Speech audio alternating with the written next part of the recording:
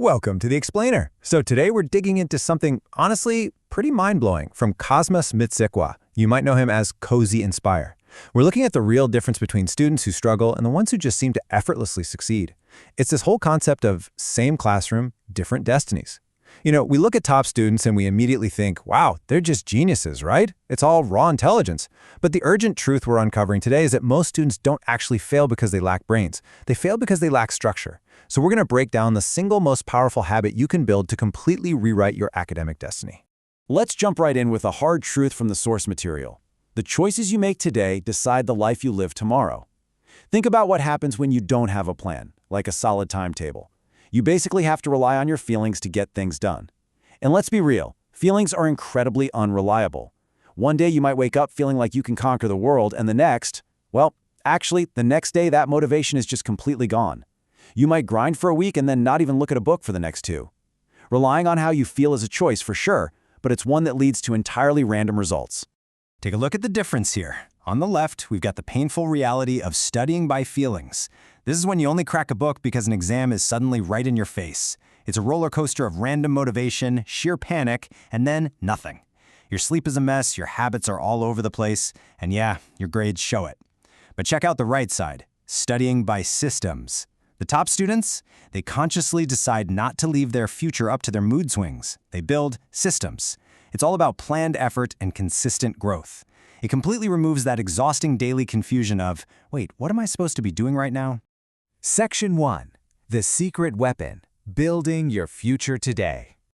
Okay, so what is this massive secret weapon? It's the timetable. But we need to flip how we think about it. As the slide says, a timetable is way more than just a school schedule. It's literally a plan for your future. We've got to stop seeing it as some kind of prison. It's a blueprint. Every single hour that you intentionally schedule today is literally building the version of yourself you're gonna be tomorrow. When you map out your time, you are acting as the architect of your own success. And here's the best part, the psychological relief. The source points out that discipline is so much easier when your day already has direction. Think about the mental drain of waking up every day and trying to negotiate with yourself. Should I study? What subject? For how long? That confusion causes so much stress, and naturally, you just end up procrastinating. But a timetable? It completely neutralizes that pressure before exams even show up. The system has already made the decisions for you. You don't need superhuman willpower, you just follow the map you already drew. Section 2. How to build a timetable, the practical blueprint. So let's get tactical. How do we actually do this? Step 1. Know your available hours, and you have to be brutally honest with yourself here. Calculate your real free time. Factor in the stuff you have to do after school, eating, chores, church, sports, and yes, giving your brain a rest. Subtract all of that and see how many study hours are actually left. Step 2, tackle the tough stuff first. You've got to prioritize your difficult subjects. Your weak areas absolutely demand the most attention. And step 3, hit those recommended daily study targets, which actually, let's talk about what those targets look like. According to the source material, if you're serious about this, you should aim for 2 to 4 hours of study daily during a normal week. When you hit exam season, that bumps up to about 5 to 7 hours a day. Now listen, the absolute key here is consistency. Consistency always beats that one crazy caffeine-fueled panicked cram session the night before a test. Hitting these daily, manageable targets is what actually moves the needle. Section 3. A practical study breakdown, structuring the weekly workload. So how do we chop this up? Well, for mathematics, the advice is about 1 hour a day, giving you 7 hours a week. Science subjects, you're looking at 45 to 60 minutes daily, so around 5 to 6 hours a week per subject. Languages need about 30 to 45 minutes daily, and theory or commercial subjects sit somewhere in that 30 to 60-minute range, depending on how tough they are for you. But real quick, there is a massive warning from the author here: do not fall into the trap of only studying the subjects you already like. It's human nature, right? We want to do what we're good at. But real growth? That hides in the uncomfortable subjects. That's where you need to focus. Now, if staring at those weekly totals is making you sweat, let's shrink it down. Imagine a normal day. You do 1 hour of study right after school, then you eat dinner, chill for a bit, and do another hour after that. Wrap up with just 30 minutes of review right before bed.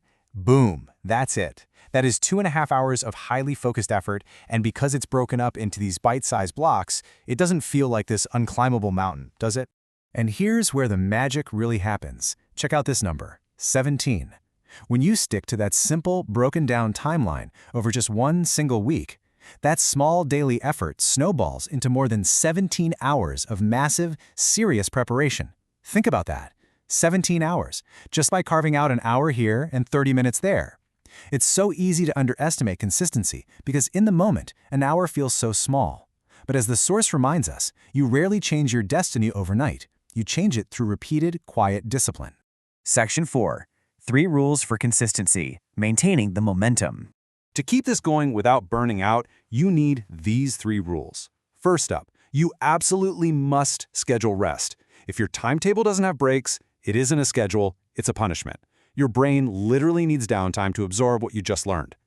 Second, dodge unrealistic plans. Don't build a schedule that a robot would struggle to follow. You've got to start out realistic. And third, review it weekly. If something isn't working, just change it. Discipline isn't about being punishingly rigid, it's about staying consistent. Adjust the blocks, but keep the system alive. Section 5. Choose your destiny, the ultimate result of systems. Imagine 2 students sitting side by side in the exact same classroom. On one hand, you have the reactive student. They only open their notes when the sheer terror of an exam forces them to. On the other hand, you have the disciplined student, who is quietly checking off their timetable blocks even when literally no one is watching. Sitting there in class, they look completely identical. But as the source powerfully points out, just give it time. Time eventually pulls back the curtain and reveals who is actually putting in the work.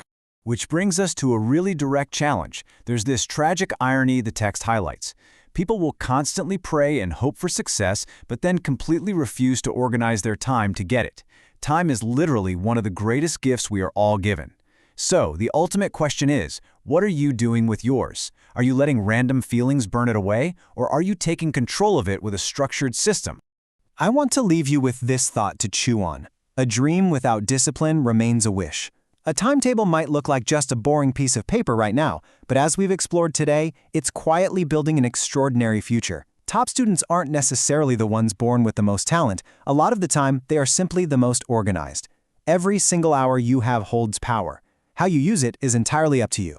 Thanks for joining me for this explainer. Remember, same classroom, but it's the structure you choose to build that creates an entirely different destiny.